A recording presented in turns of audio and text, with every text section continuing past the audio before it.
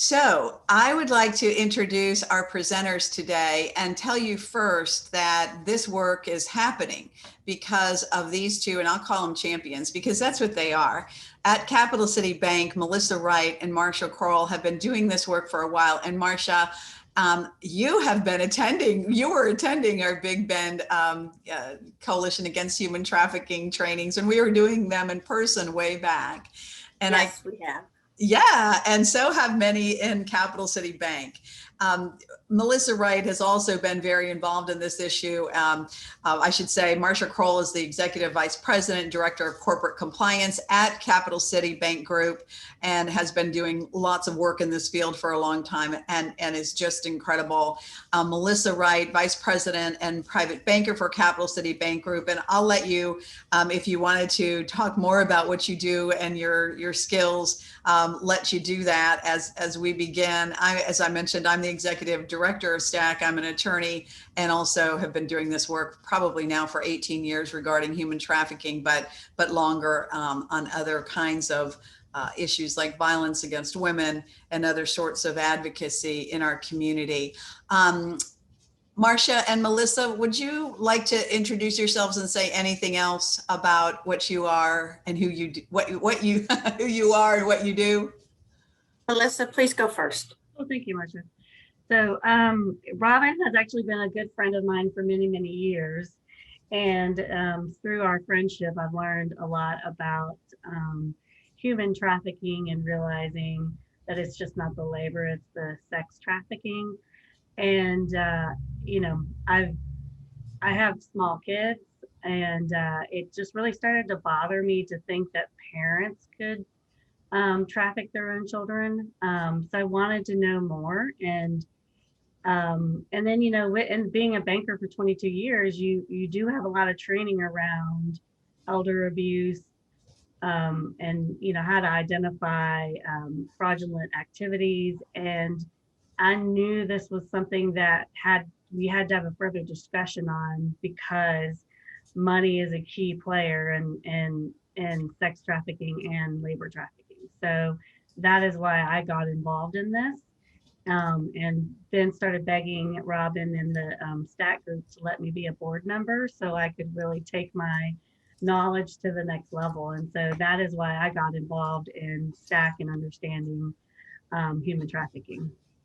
Okay. All right. Great. All right, Marcia, talk a little bit about yourself and why you wanted to do this and why you started attending our trainings.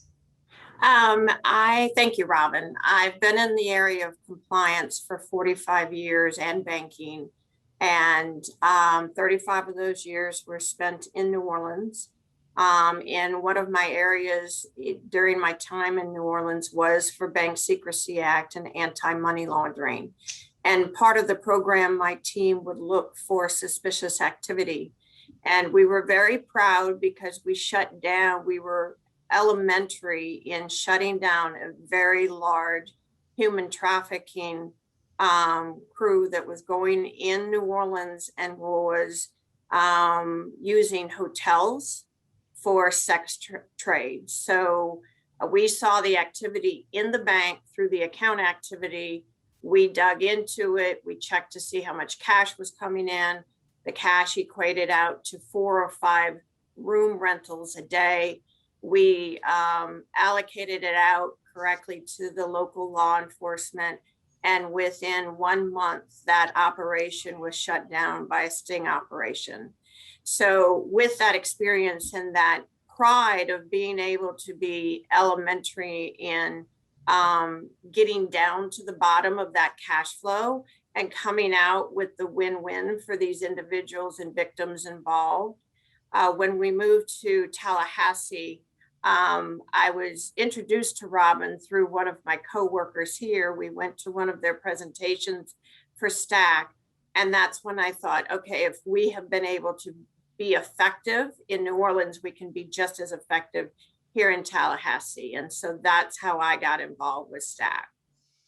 Thank you. That is amazing. And so now you all see why these two women are champions on this issue. And we see this in a lot of areas where you know, it starts from a couple of people in an organization, and then grows. So I'm so grateful to you all, and really, I hope you everyone is ready to have a really good conversation today. These are our learning objectives for this morning. So that we can, as usual with our third Friday trainings, what we like to do is talk a little bit about what human trafficking is, so that if you have never attended one of these or never attended a human trafficking training, you'll get some grounding. But then we go into a new issue. Now, today, importantly, as you know, we are being hosted by the Center for Child Welfare at USF. So we make sure every single time, and I noted in the chat that several of you are in child protection and child welfare organizations, maybe local community-based organizations. So what we're going to talk about today is that sector of youth who are older, maybe it's 18 to 24. Some of you might be assisting youth in group homes, for example. We're not talking so much about children, younger children today, because we'll talk to you and help you get grounded on this issue of how human traffickers use financial institutions, what they do, how they trick, how they force, how they work with both youth and adults in really getting them to do their dirty work, if you will, inside of financial institutions, banks, et cetera, and also what you could do. You might have noted too on the opening slide, and I'll go back to that, you'll see it says part 1. Part 2 is going to be done by 2 of the regional coordinators from DCF, who will go into more detail about these issues, as well as other ways that traffickers control money, they control benefits, they go after youth in terms of their finances and use them. So that's why this is called part 1. The next one is going to be in December. So I'll tell you this too on a technical thing. We record all of these sessions. This one will be available on our website, so that if you want to do a refresh, you could do that before December. Or if you want to share after this is over how great this was, and you want to share that this happened with your colleagues or friends, you can do that, because the link will be available for you on the STAC website, as well as on the center's website. So know that part 1 is now, part 2 is going to be in December. Going back to this slide, we're going to understand more about human trafficking, relevant laws. We'll do a quick overview there. We'll talk about how traffickers use financial institutions and how you can identify those red flags. We want you to know how to respond. This is for you in particular if you are in the banking system, but I'll tell you, if you are in the community, if you are here from law enforcement, if you are here from other sectors, and this is happening to someone you know, a neighbor, you're going to be grounded on what could and should be happening inside of financial institutions. Or if you happen to spot it, maybe you are in the lobby of your local credit union and you see something. As somebody who's a client, you can alert a teller, you can alert somebody who is there that something's not quite right. Okay, so we're going to help you respond. We're going to talk about resources, and then overall, as I said, it takes a village to do this work. All right, so let me go back again, and Melissa and Marcia, let's talk about this, and let me set this up a little bit as well. We started about a year ago or more and having conversations with our local capital city bank officials. And the reason why this training even exists is that they retained STAC to develop a training and deliver it to all their public facing staff. So Melissa, maybe you can tell us a little bit about who that involves. And then Marcia, you can talk about, you alluded to all the great work you did in New Orleans, but maybe talk a little bit more about why this is important and why you might think others should follow your lead, literally. So, once Robin started talking about providing training to area businesses, I connected Robin with our training department, and we started having a conversation about it. And interesting enough is, when Marcia talked about they were able to find transactions and money coming in a certain way for businesses, we could see these things happening within the bank, but the tellers and the front folks, like our client experience managers, they just didn't know how to identify it. And they would say, yeah, we felt kind of weird about it, but we just didn't know what to do about it. And I mentioned before that we do the training on elder abuse and knowing what to do when certain transactions are made or cash transactions. And so it's just going to that other step of making sure. That's why the training was so important for us, is the tellers and our client experience managers are the front of this, of our institution. So they're seeing these folks come in with, a trafficked person. So it was important for us to have that training, and we're all over Florida and in Georgia. And so it was important that we had the training throughout our institution. Thanks, Melissa. From the back, Melissa's more in the front of the bank and I'm in the back of the bank. Again, the bank has systems in place to automatically monitor all transactions going on in individual accounts. And they have analysis to identify what could be possible human trafficking traits. And we were seeing an uptick in this activity.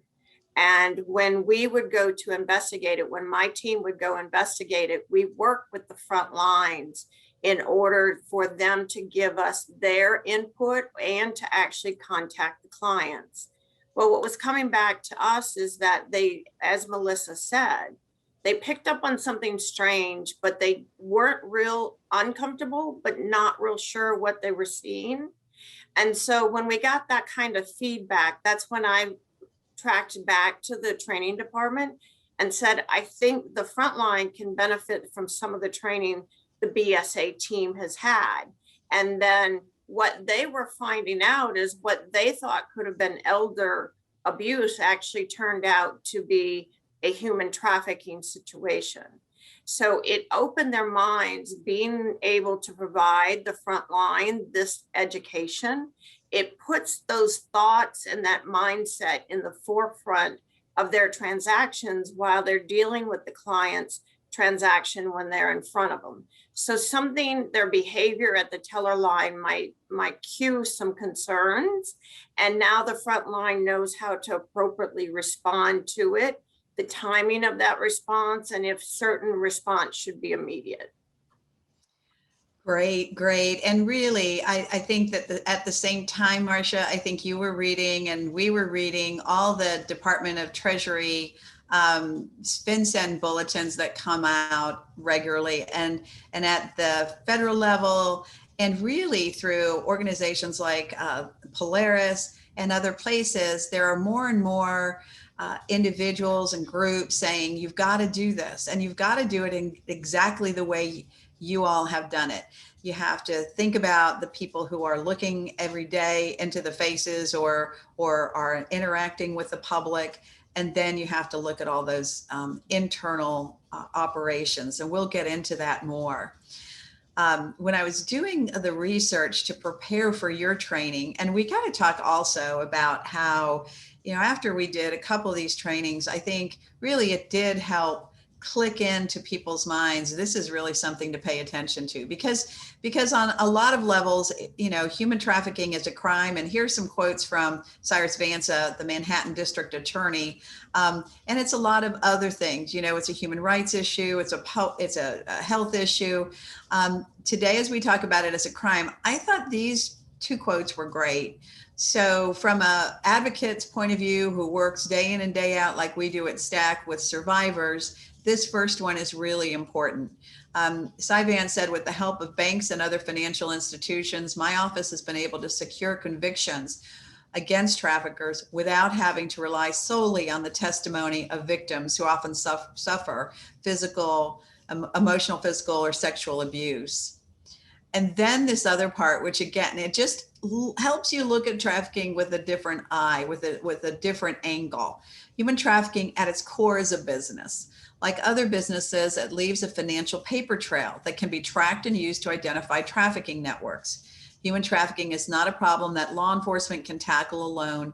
It requires close collaboration with many concerned groups looking at this crime through different lenses.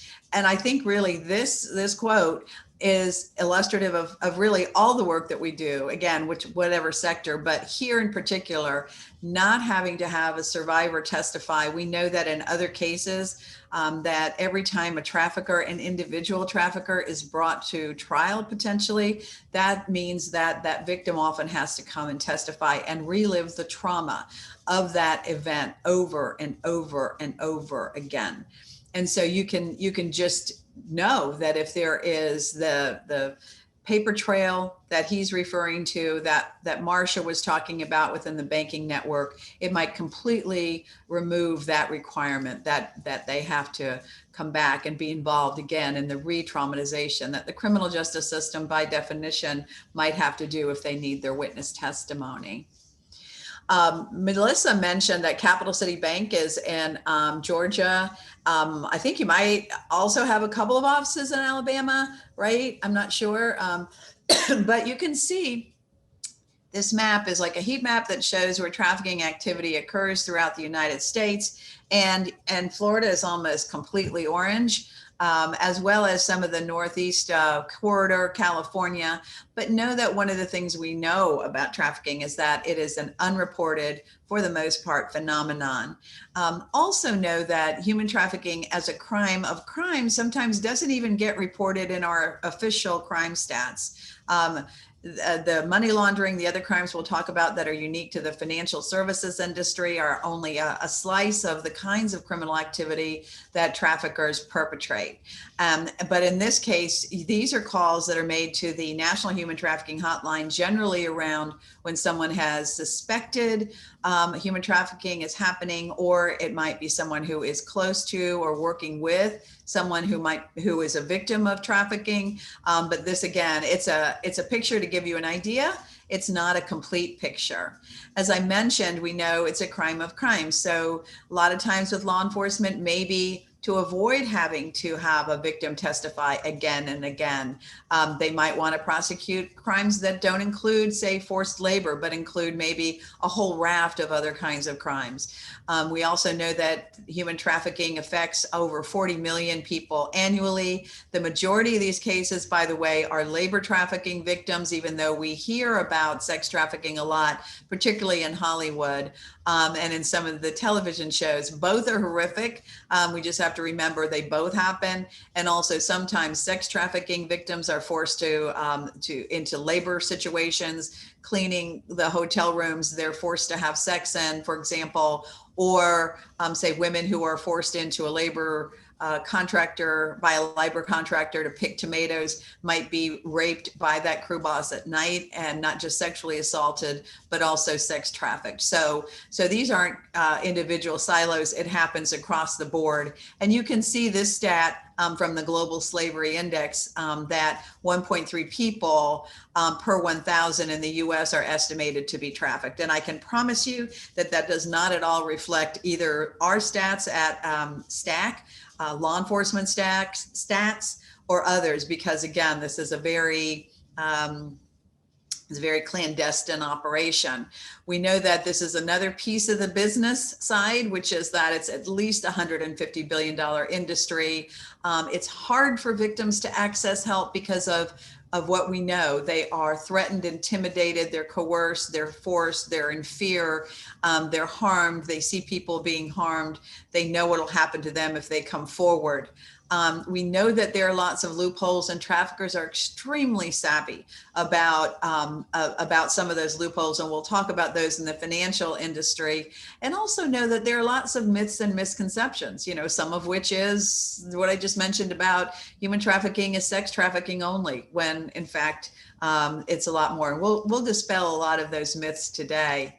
Here's the AMP, we call it the Action Means Purpose definitional slides that many of you have seen probably already on human trafficking, to know that any of these actions that are here, the recruiting, harboring, any one of those things would constitute human trafficking. So if you have someone, say, in another country saying, let me take take your daughters and your sons and come to Florida with me to work. That person who's recruiting is as much of a trafficker as the people who took those individuals to Florida, brought them here, or who kept them inside of a cantina or at a brothel or in another place and just harbored them there. So any one of those acts constitute trafficking, the action portion.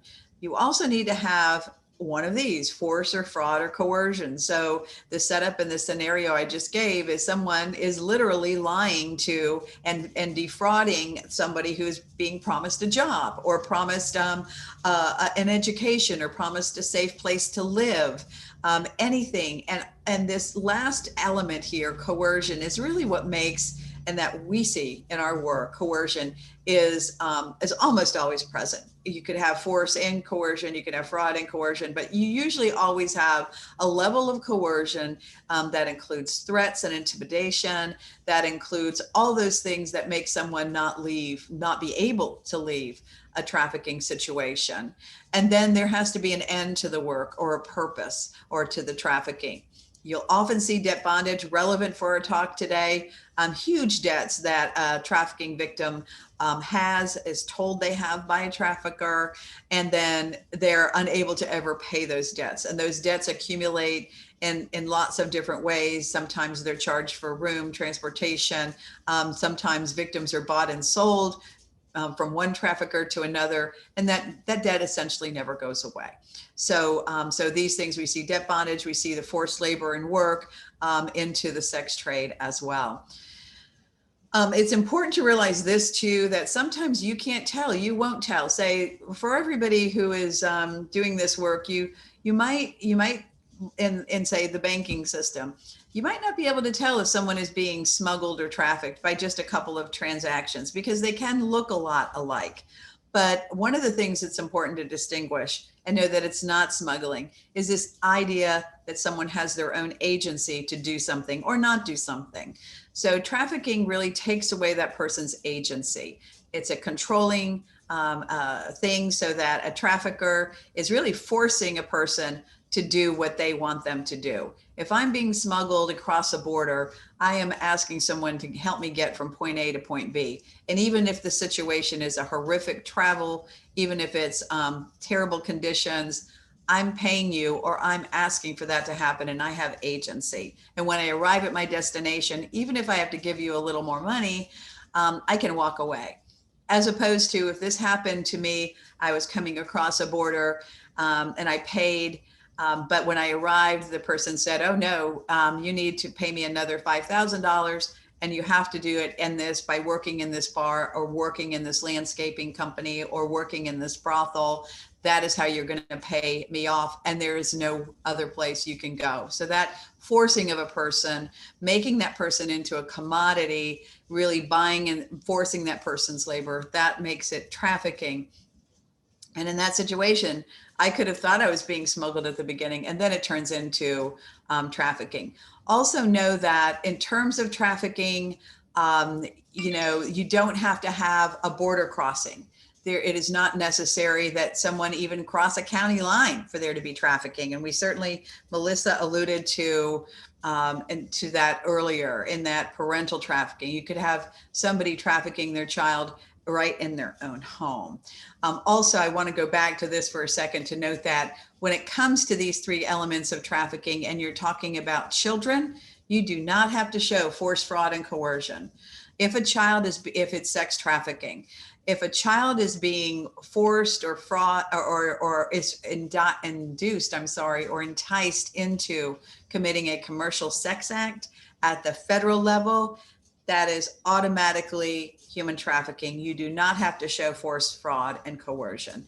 I want to mention also, on Florida law, if a child is being forced to commit any kind of labor, you do not have to show force, fraud, or coercion, because by the sheer fact that someone is a child, they are imputed by the law with they don't have to have that kind of judgment. It's like automatic. So just know that's a really important distinction.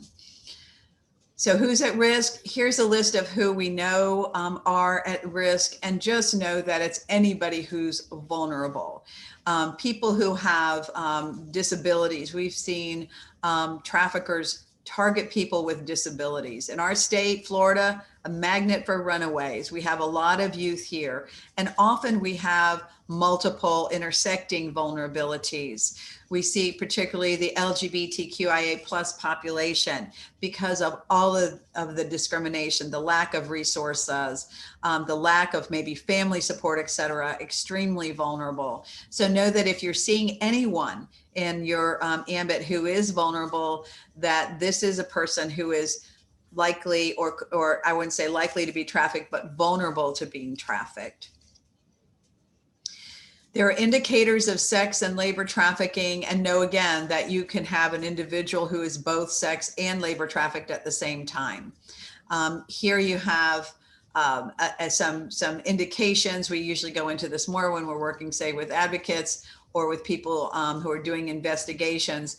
But you might hear in your back and forth, say you are working at a financial institution, someone might be showing some of this. You might come in with inappropriate clothing or branding or tattoos that have money, dollar signs, or things that just look odd. You know, a lot of people have tattoos now, and mostly they're ready and willing to talk about them because they're so proud of them, or they have artistic qualities. Often trafficking victims will look away, look ashamed, will not want to discuss. Really, I saw in a nail salon once, I saw somebody with a barcode on the back of their neck above their t-shirt. You know, that is not a typical tattoo, right? So know that those are things. You might hear somebody talk about, again, some of the labor trafficking indications. Someone might come in who's been injured on the job and might show that kind of injury, and they say, oh, I wasn't able to have a mask, and I cut my hand because I didn't get the proper gloves. So know that these are all signs of labor trafficking and sex trafficking. And let me turn it over to Marcia and just ask you, I know that they're in the bank, you've suspected human trafficking might be happening. What kind of signs and symptoms or signs have you seen? On the sex trafficking, we find it usually from the transactions. A lot of people who are being sex trafficked have been taught not to come into the bank, to remain somewhat elusive to the bank. They'll come in to open the account under being forced to do so. And once that account's up, they'll stay away from the bank by using ATMs or electronic transactions. How we've identified them is the type of transactions we're seeing, which we go into a little bit later in the presentation.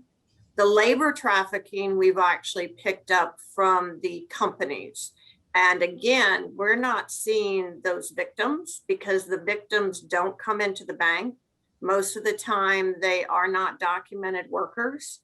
And so the account openers or the account owners will come in and cash a large check. So there's a lot of cash going out. And then we're informed that that's for that payroll. And what we've tried to do now is to enforce that even if it's a non-documented worker, that we make arrangements for him to come in and cash his own payroll check, because that way we're assuring that the cash gets into his pocket. And it's just one more step we're taking to try to protect these individuals. We went back on historical records of our clients. There have been clients that have been approached on these issues before. And so we keep a closer eye on that type of activity. Okay, great. So that's like what you were saying before, that all the work you do kind of on the back end or the back of the bank on doing some of that detection. And one of the things about the indicators on the public facing staff like these, they're not unlike what you might have already been trained on, Melissa, right? On domestic violence, identifying domestic violence or elder abuse, or something doesn't look quite right on the front of the bank, right? Right, right. It's different because you're actually interacting with the person. Yeah. But when we go through case studies later, you'll see the different ways that they can control the victim. And that's what that's what we have to identify, is that control. Exactly, exactly. And here are some more kind of ways you might think about the red flags, or if you do happen to encounter someone who is either vulnerable to being trafficked or has some sort of trafficking situation ongoing. So you might not have anybody really give you any indication that they're being trafficked, but you might see some of these things. You might see, someone who's being controlled, the interactions and their ability to talk and to say something to you or to anybody else is very limited. And also know that often, as I said earlier, people don't identify as being trafficked. If even when they are, they might have this thing called traumatic bonding, which is they might be consider themselves the boyfriend or girlfriend of their trafficker. They might love the person. They might see that person as the only one who's ever loved them. And they might see them as their only way to have a roof over their head and food in their stomachs because this person has taken care of them. So there can be a level of traumatic bonding there, as at the same time, a high level of fear. Traffickers are all of these kinds of individuals, and you'll notice there are some people who might be, your bankers and your clients at a bank, and you don't even know it. Certainly, we see labor subcontracting as a huge thing in our state, and in a lot of states, they're not highly regulated. Labor subcontractors can fly under the radar of law enforcement and state regulators quite well. At one point, our own State Department of Business and Professional Reg, somebody told me that as a farm labor contractor investigator, that he had 500 farms on his caseload. So you can imagine somebody who has to investigate 500 farming operations at any given time, or have that on their sort of list of to-dos. How can you possibly see everything that's going on and detect any kind of illegal activity? We also see that there are business professionals, restaurateurs, other kinds of businesses, diplomats, neighbors, friends. And let me mention this too, on this one with neighbors, friends, and relatives. Some of the most useful tips that have come to law enforcement have often come from people who are might be thought of as good Samaritans, or a neighbor who sees something odd going on at a local convenience store, or at next door neighbor, or something like that. So know that you all, as people who might be professionally connected to this issue, you might be a child protective investigator, but know that you're also someone in a faith community or someone who's a neighbor. And this information really can benefit you as well, to know that any of these people, including families, including organized crime, including gangs, can be traffickers. These are photographs of mugshots, essentially, of people who are traffickers. And it might surprise you to know that the two women were actually parents. They were drug involved, drug dependent, which led to them selling themselves and their children. The guy on the far left was selling young men. And it's important to realize that not just women and girls are victims of trafficking, but also men. And he was sex trafficking boys and young men, forcing them to take drugs in terms of keeping them awake and active. The guy with the tats, was a gang member. The guy in the far left was an older man, kind of, my friend Graciela always says, looks like a kind of Santa Claus character, but he's also a sex trafficker. And they do this, everybody. Also, another myth, people have this myth that the victims are snatched off the street, like the movie Taken. Please get that out of your mind. Traffickers really do this trust building exercise, this grooming, this luring into a situation. They build trust. And so that's when, at that point, they then demand the kind of payback, which would mean doing the illegal activities, performing the trafficking acts, and et cetera. So know that this is not a case of the white van circling of the Publix parking lot, which we often hear, and people are afraid of that. People need to know that online recruitment, all this happens a lot online, as well as in person. So if you look at this list of legal and illegal, or licit and illicit industries, you'll see that these are all places where trafficking can take place. And then I'd ask you all, in the banking system, like, could any of these be your clients? And the answer is, of course. You have construction firms and restaurants. You have, arts and entertainment. You have retail establishments. You have individuals who are here, from other countries who are doing any other kind of work, salons, mining, etc. So know that any of these, whether it's legal or whether somebody is in drug trafficking, this could be something that is going on, right? So trafficking has taken place in all of these industries. Don't think it doesn't take place. And also, we'll talk more about how these legit organizations or legit businesses are often fronts for illegitimate, illegal activity taking place. So Marcia and Melissa, these are places where you might see trafficking, and you want to talk a little bit about this? Yeah, absolutely. I think Marcia can tell you the behind the scenes, but the one of the things that you're taught with banking, whether you're a teller or you're opening accounts, is small talk. It's having conversation with the folks in front of you and just trying to get to know them. So the onboarding and engagement is so important. Just because you want to make sure you know what type of business or who the people are in front of you, where their money is coming from. Are they going to deposit a lot of cash, or is it going to be other types of transactions? So on the front side, we've got to make sure we know all of these things, because we want to make sure, one, we get them in the right account, but also that we know our clients so we can service them the most appropriate way. And then, of course, we go through other training like anti-money laundering, and then the elder abuse, physical abuse, those types of things that Marcia will tell you more about. So if things are happening on the backside, or we're seeing them with doing certain transactions, then we're reporting it appropriately. Thank you, Melissa. As Melissa mentioned, we have the back office, and as I've mentioned many times today, is we're watching the transactions.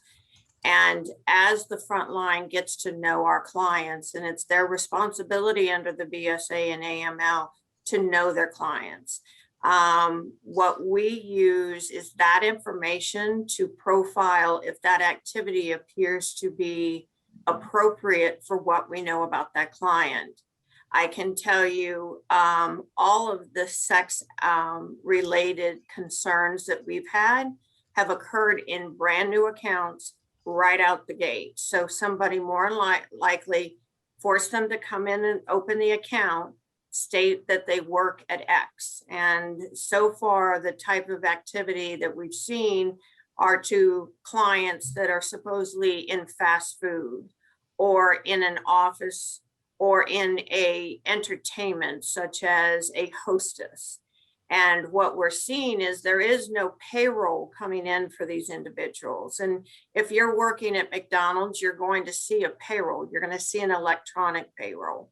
What we're seeing is a lot of cash coming in at very unusual times. It will be at 2 o'clock in the morning. It's at 4 o'clock in the morning. And again, they're going to ATMs, so they're not seen by the bank. And we partner with the front line. What do you know about this client? Because this is what we're seeing. The other thing is we're seeing an awful lot of cash coming out of this client's account. They happen to be in agricultural. They happen to be in hospitality. We had one, Robin, can you back up your screen one more? I saw it on the list that I wanted to tie back to. Oh, on the salons, we have a lot of cash going on there, and we don't see payrolls going out. So who's working in those salons that's not getting paid? And possibly they're getting paid in cash, but that's not a normal commerce means of compensating for your employees. We do see a lot of the clients were concerned for sex trade in the retail areas. We also see certain activity that, again, we'll go through it a little bit later that actually indicate that their lifestyle is representative of being involved in a possible sex trade. Thank you. Absolutely. And we'll talk more about that. And actually, here are some specifics. Marcia, would you like to talk about some of these? You mentioned exploitative labor practices potentially, and the evidence of that being no payroll, things are going on, and it's just a lot of cash. And I should mention too, these ideas, these typologies, these came from the latest Department of Treasury bulletins, and we can put information about that. I'll put those FinCEN bulletins up on the Stack website. Let me mention too, somebody asked, can we see this and have this recording? Yes, in about a week or so, week to 2 weeks. We edit that, USF edits this, and we post this on the Stack website. I put the link on there. I'm also going to add in there some of these latest Treasury bulletins and some really great information that's available for your business world, ladies, but things that are coming out of the financial sector right now. But do you want to talk a little bit about any of these or mention these as particularly important to know about? And one in particular I like to share is a client that came to Capital City Bank was an established agricultural dealer. And when the account got opened, because he's in agriculture, we automatically put them at a higher risk for possible human trafficking. And so when we do the initial deep dive investigation, we noticed that he had been, it was 6 years ago, but had already been in legal trouble for human trafficking. So when we profiled him as an extremely high risk client, which means we will watch his activity month to month. And what we saw is there were no legitimate business expenses coming through this account. Now, it can be explained by I'm banking somewhere else, but that information wasn't provided by the client. He said, oh, I'm just getting going. There was an awful lot of cash coming in. There was a lot of cash going back out in bulk amounts. And so the one difference about dealing with our clients when we think there's human trafficking involved, the majority of the time that we suspect something illicit going on, we will try to educate that client to bring them into line. But if not, and we don't see the improvement of what we see as a legitimate business, we'll shut that client down. We have no obligation to keep them open. However, anytime there's human trafficking involved, we get in touch with the law enforcement agencies. We try to partner with them, and we will deliberately, especially on the sex side of the human trafficking, we will deliberately try to support that account to stay open, because then the law enforcement and the bank knows where that person is. With us shutting down that activity, the law enforcement agency can come to a complete stop.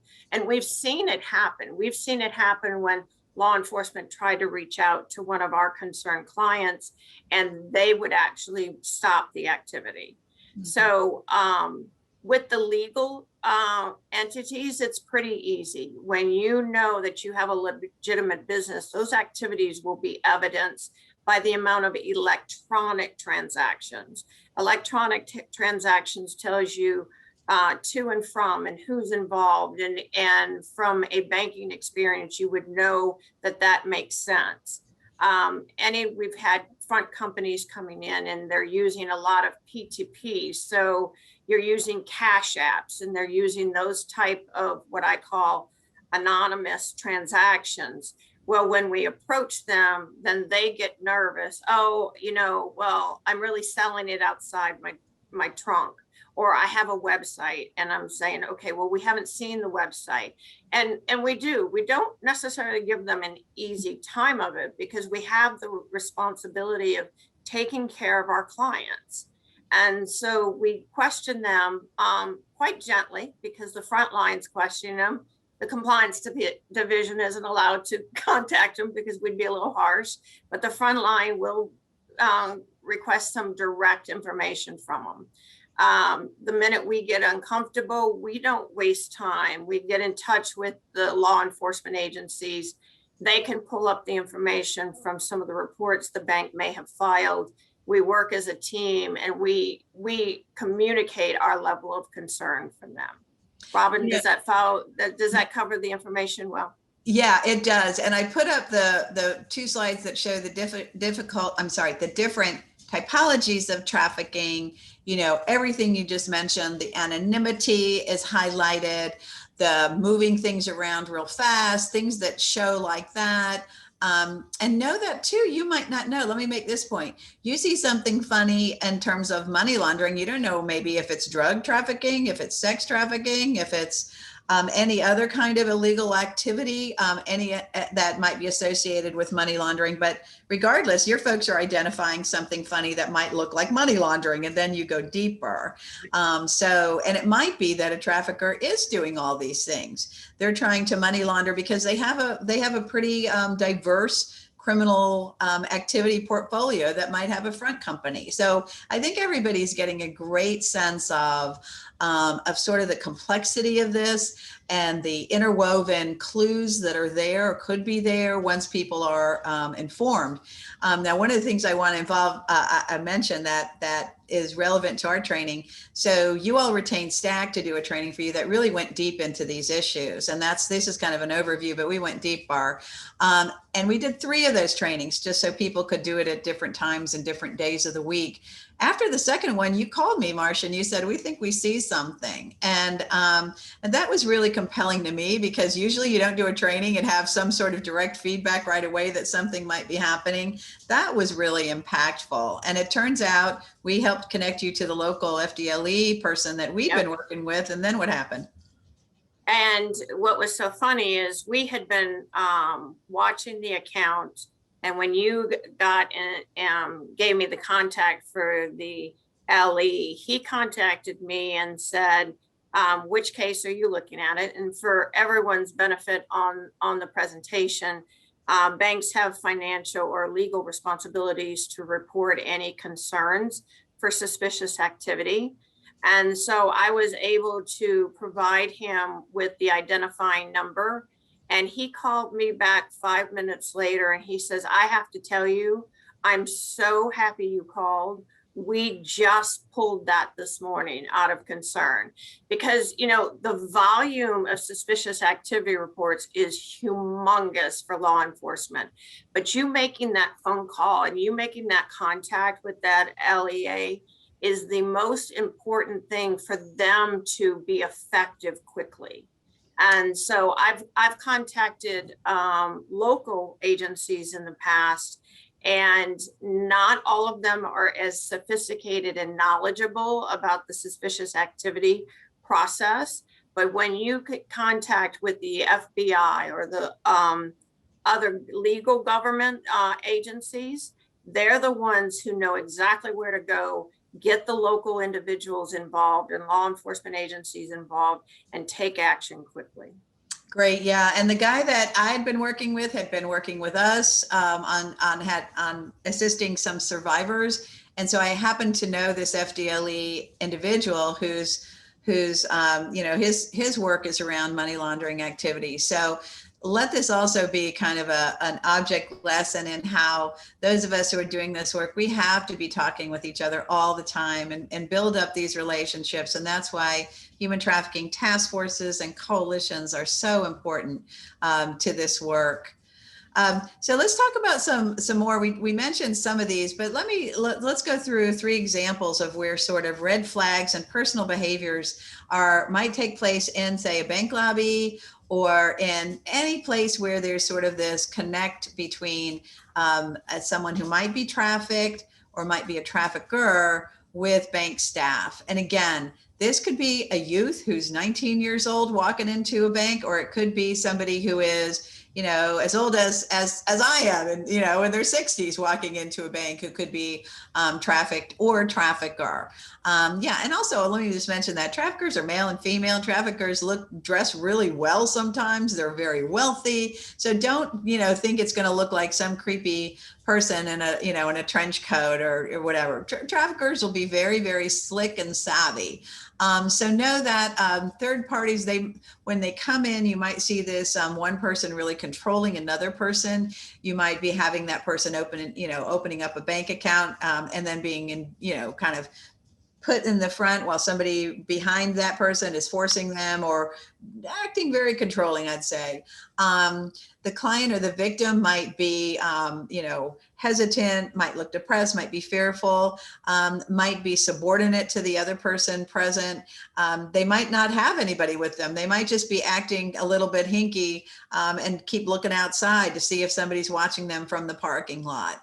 Sometimes you'll get inconsistent stories from that person, or they often traffickers script victims and they say, this is how old you are, this is when you were born. They'll give them a list of questions or to answer, and they'll coach them. And if you happen to ask a question that's outside of a planned question that trafficker has put in that individual's mind, they might look a little bit startled, deer in the headlights, fumble around, give an inconsistent answer. So know that they're, in terms of personal behaviors, what you might see is this controlling behavior by a trafficker, and then activities like this on behalf of the victim. And Robin, like our conversation yesterday about what you expect a trafficker to look like, Jeffrey Epstein is the key example of how severe.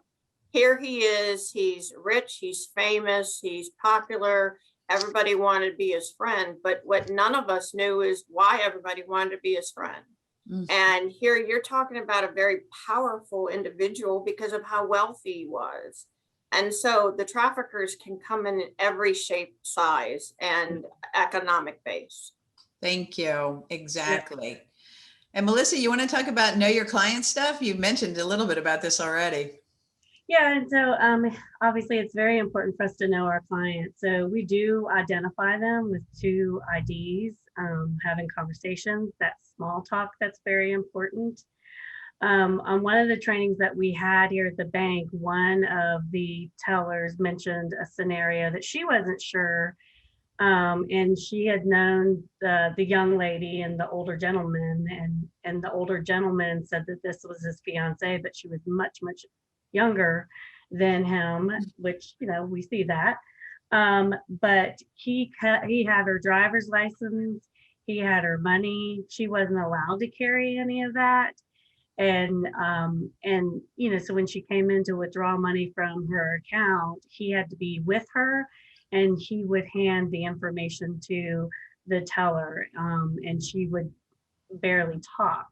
So the teller was asking, I just didn't feel comfortable with this.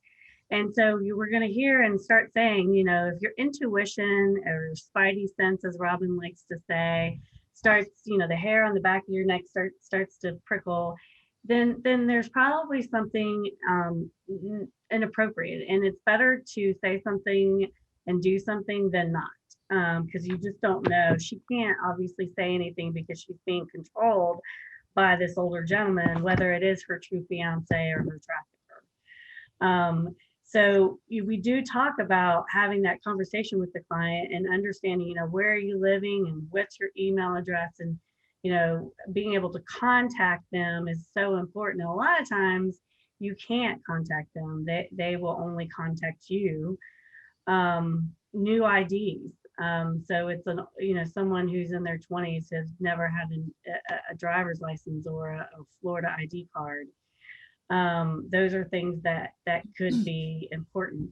When we're opening business accounts, we have a Verifin that we have to fill out that we ask specific questions about what type of business it is and how they're going to accept money. Will they have their own ATM? All kinds of questions that we have to ask to know our client and how they'll transact is very important.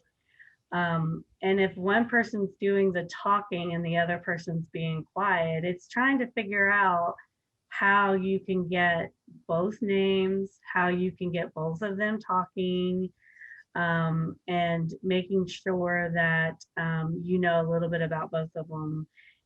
Is it going to, every time that person comes in, are they going to have this person controlling them every single time? So I think it's just important that you learn a little of the small talk. And I'm always amazed at tellers who can count money and still talk to the client, because I would get totally lost in counting money. but they do it. They have learned that skill of the small talk and taking care of their client. But that's what's important. Yeah, and there's also the people I'm thinking about, when you walk into a bank lobby, which we can do now more, there's somebody usually at a couple of desks in the front, or maybe in an office that has a glass front. So you have a bunch of people in that arena who are observing potentially things going on. And your folks too, they don't need to know. In that case, that could be a domestic violence situation. It could be a trafficking situation. It could be both domestic violence and trafficking. Like, you all don't have to figure any of that out. You just need to tag the suspicion, right? Yeah. If we're suspicious, then just say something. We don't have to go after that person and ask them specifically what's going on here. I remember when I worked in retail many years ago, and if somebody had shoplifted and walked out the door, that's when we could identify that they shoplifted. And I remember one time I actually walked outside the door after them, and I got in a lot of trouble. They're like, "You don't know what they're going to do. Don't walk out after that person. Just identify that they're a shoplifter.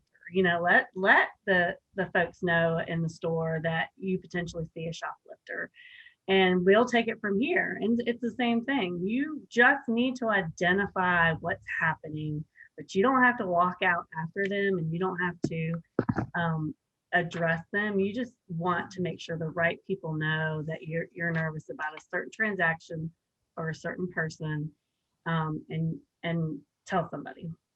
Perfect. And Melissa, that's a really good point, because the bankers are not the judge and jury. Right. The bankers are eyes and ears, and we bubbled the information up. I can't tell you the number of times that we bubbled up something and it came out to be legitimate, and yet that law enforcement agency still appreciated our input.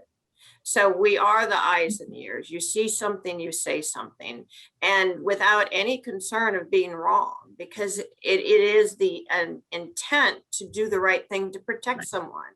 You could be protecting a person's life. So, yeah. Right. And then also, Marcia, and I'd like you to talk a little bit about, you've said some things already about transactions clues, but you're doing this too because it's smart business, right? You've got potential liability, you're protecting your bottom line. You've got, you don't want to be known as the bank that is the bank of traffickers or whatever, or, you want to make sure that you're doing everything you need to do as a business entity. especially as a bank, we have an obligation to the federal government, but I tend to have a true passion for BSA and AML, and it's because you're playing deputy, but you don't want that type of client base in your bank.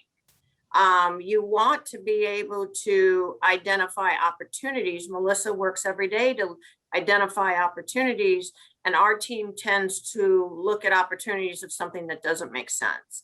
Across the board, every transaction we look at the source and use of funds, and then we apply it to what Melissa and her team knows about that client. So just the source, where's the money coming from? Is it all cash? Is it all P2P? Is it all anonymous? Right there for business and even for consumers. Most consumers do not transact banking that way. And so those will be red flags we look at. What they're using it for, when a lot of that cash comes in and it's immediately transferred out. And in today's electronic world, it can be P2P in and P2P out most of the time in the same day. So it doesn't make sense. So let's do this. I know AML is anti-money laundering. What is P2P? P2P is person to person. It is the cash apps. It's a lot of them. The bank offers a P2P service. We have Send here at Capital City Bank. And while the bank can't, Send is a transfer file, and we may not know exactly who sent that to you. We can see it's coming in. But does that make sense for the fact that you said that you were a doctor? Why is a doctor getting that type of transaction person to person? ACH, they'll stay away from ACH, which is an electronic file from your bank to somebody else's bank, because it identifies everyone involved. where a P2P is somewhat anonymous. The difference that we've seen between a labor trafficker and a possible sex trafficker is the labor traffickers are more established businesses. There's usually someone besides the owner of the company that is a manager of the staff, and everyone else that is possibly the victims are going to be anonymous. We never see them. They never come into the bank because most of them, again, are not documented. And they are therefore controlled by their simple legal status. Mm-hmm. And when I recognized that in New Orleans, we didn't have a lot of agriculture. When I noticed it in Tallahassee, that's when we started to take steps to work with our clients. And again, we request our clients to take certain steps because we believe they're legitimate businesses. And when they fail to take those steps to bring more legitimacy to the cash flow, then we will report it as suspicious, and then we'll take appropriate action. On the sex traffic trade, what we're seeing is you'll see an individual, usually it's been men and women that we've identified as possible involvement with the sex activity. They will be moving from different geographic areas in a short period of time. We had one that moved from Tallahassee over to Jacksonville, down to St. Aug, down to Miami, all within 3 days. And the activity all followed them. They had a rental car, they had hotel expenses, they got on a plane down to Miami, they came back up to Gainesville, all for a day, and all in hotels.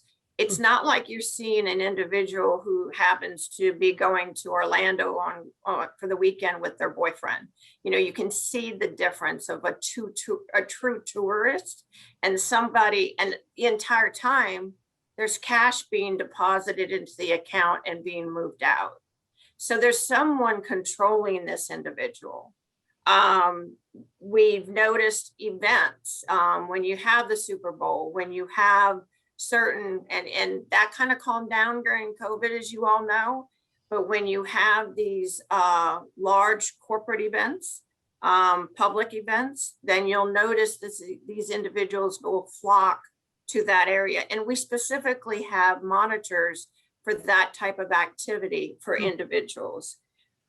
We've had their email, the phone number that's on the record at the bank, as well as their phone numbers, emails, and addresses tied to actual sex websites. And that's one of the easiest ones we see with the data and analysis. This has been listed on a sex website.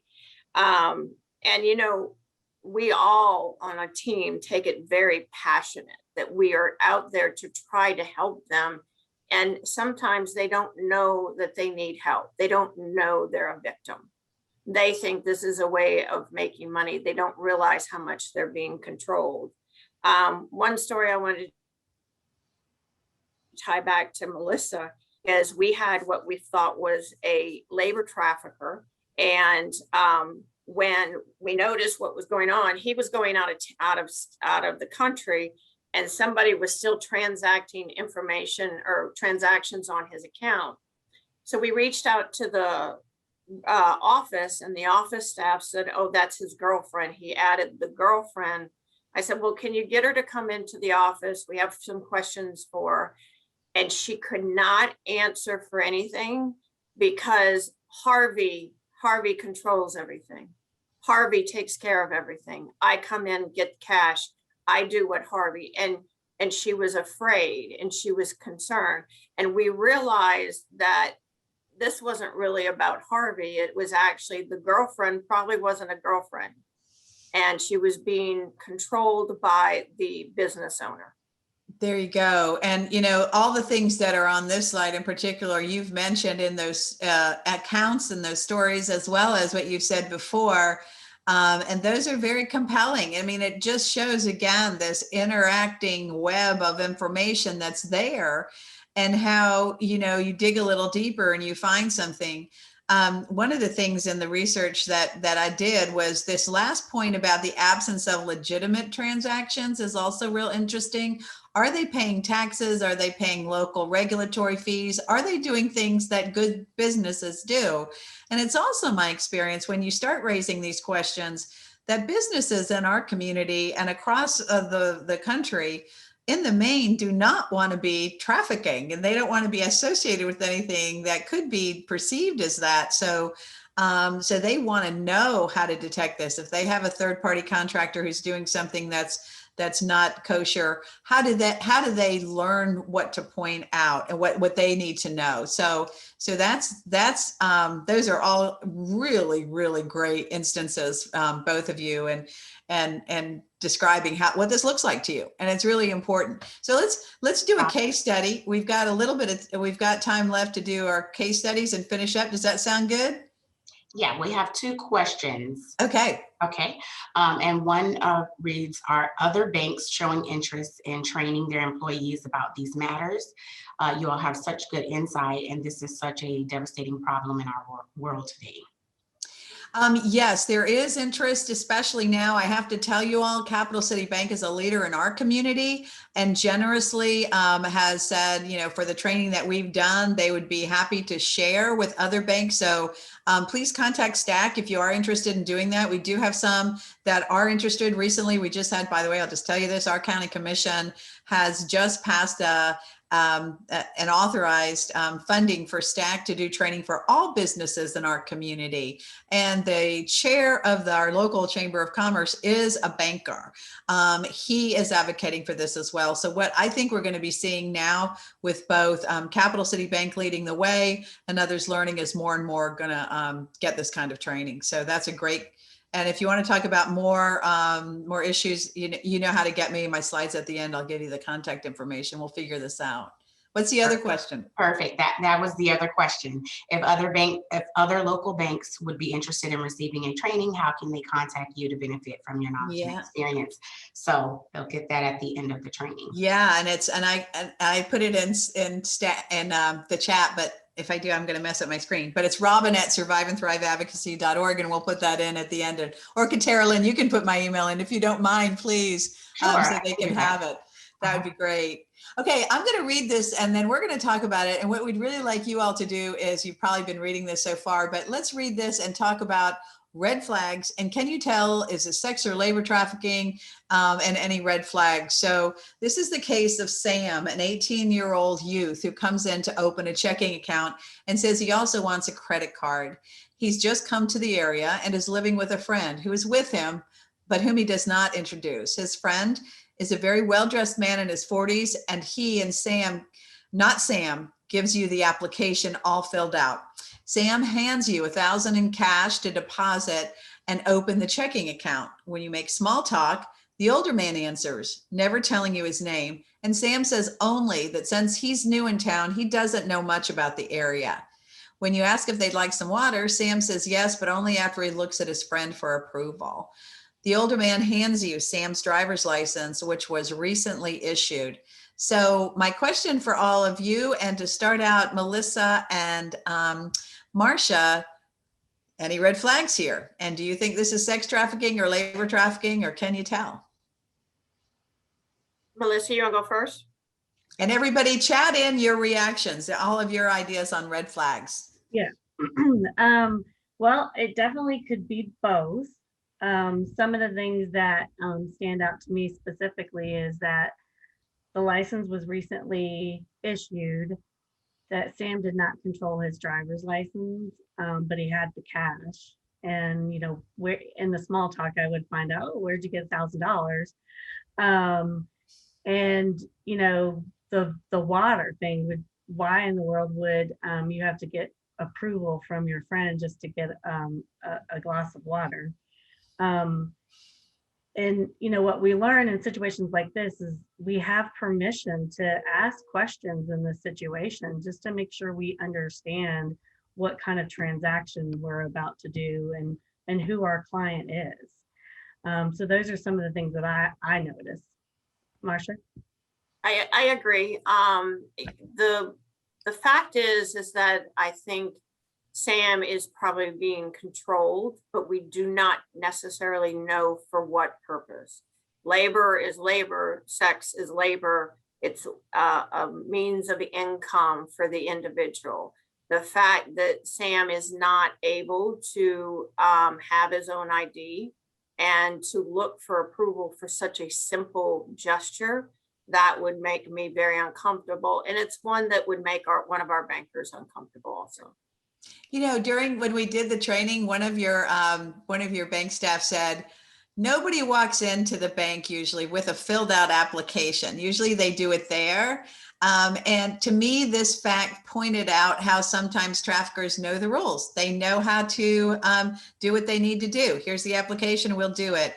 And also we know from that is quite common for traffickers, especially with youth. Again, I'm looking at you child welfare workers, is that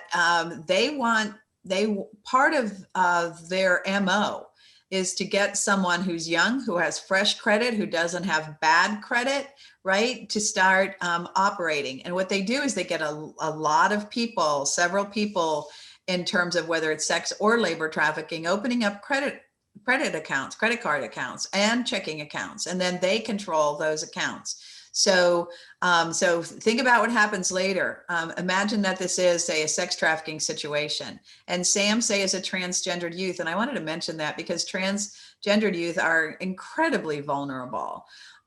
What's going to happen later when Sam hopefully gets out of this trafficking situation and goes to establish legitimate credit? It's really been shot by this circumstance. So know that even when this happens, yeah, we want to catch the bad guy now, or the law enforcement wants to catch the bad guy now, and you all want the bad guy caught.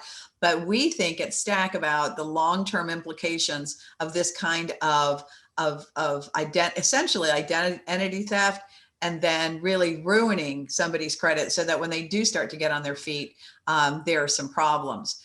And Robin, that's another partnership step we can take. If Stack has that, law enforcement agency are aware of those victims, victims shouldn't be held responsible for what they were controlled to do.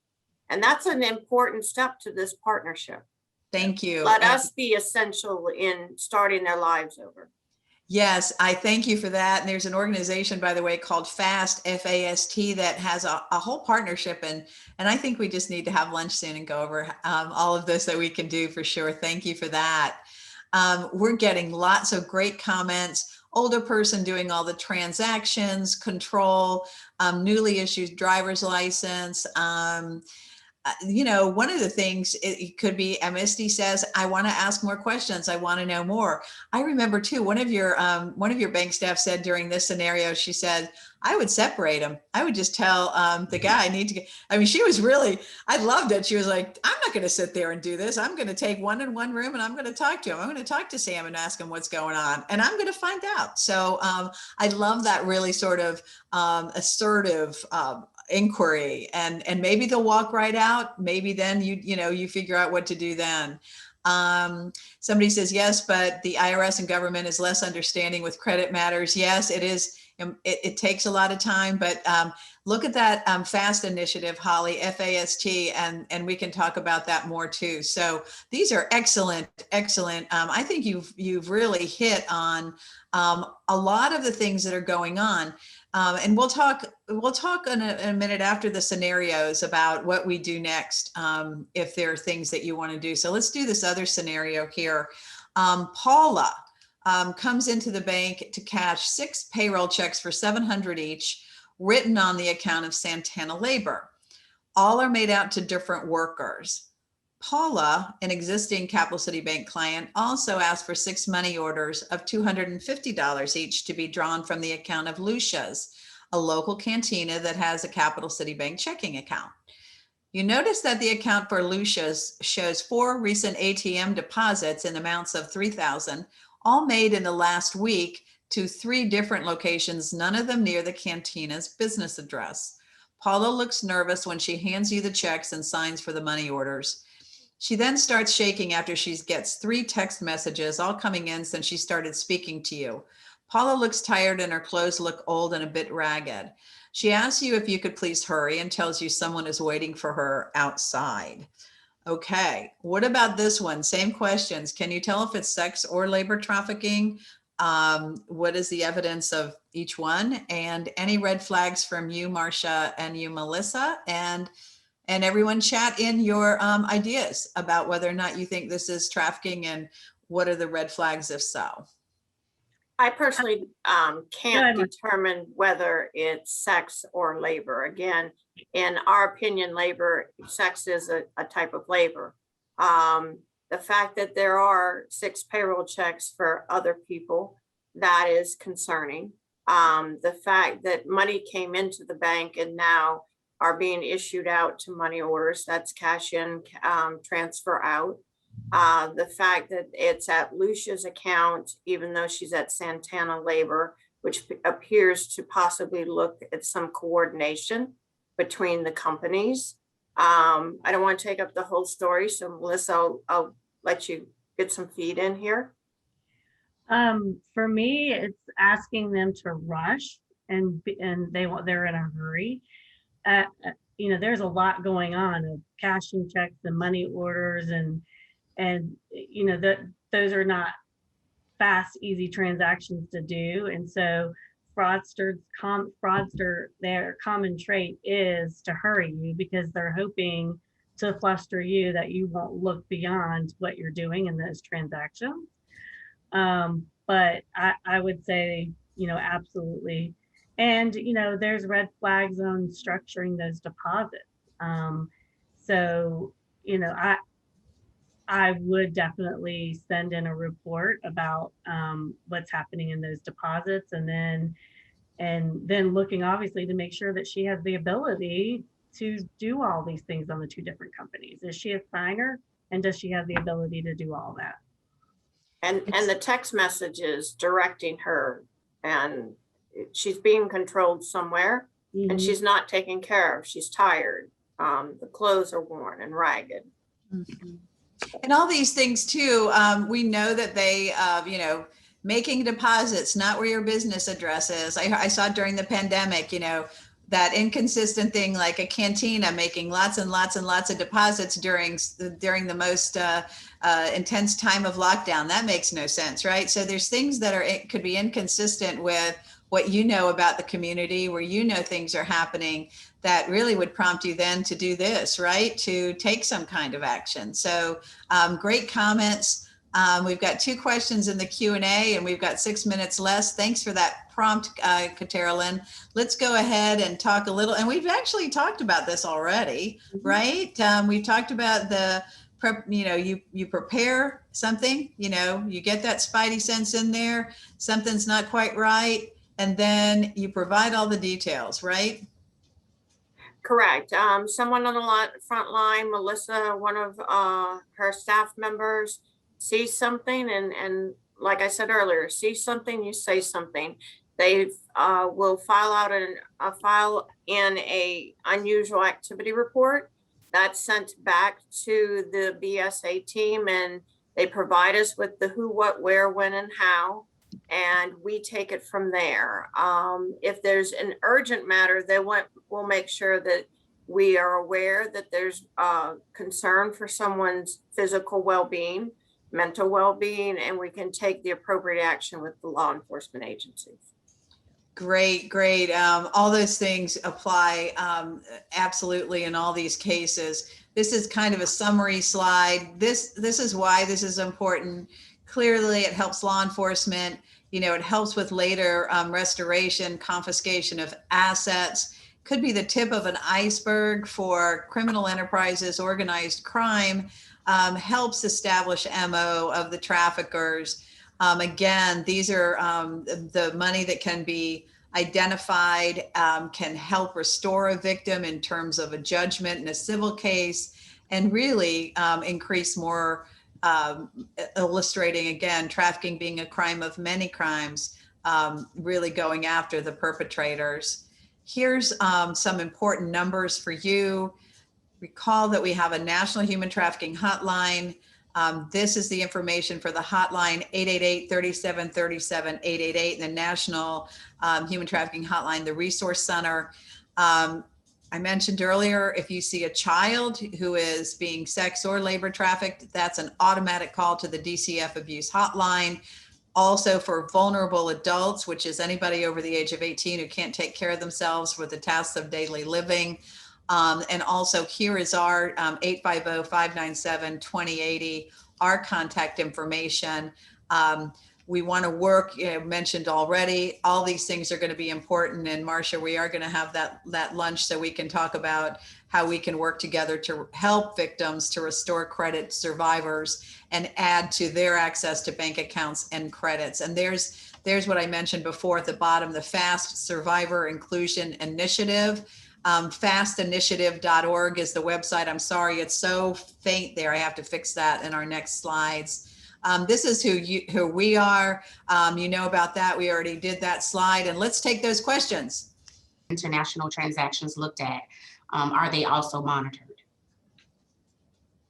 I can take that, Robin. Yes, international activity are monitored at a closer scope than even the domestic transactions. Okay, great. And the next question is it common that people being controlled are wearing a wire so their trafficker can hear what they are saying? Are tellers trained to pass them notes to ask if they're okay? Melissa, you want to take that? I actually don't know the answer to that question. I would assume if there was a concern of the person saying that there's something wrong, they would put a wire on them to control them even more. I